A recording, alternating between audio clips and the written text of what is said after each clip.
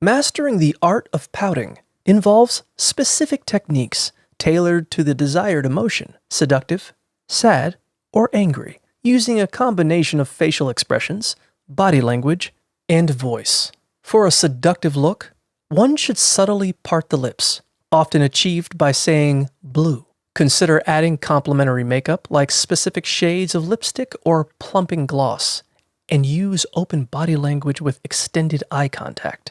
Conversely, sad pout requires sticking out the bottom lip with the mouth closed, slightly dropping the head, and utilizing submissive body language such as slouching and a quiet, monotonous voice.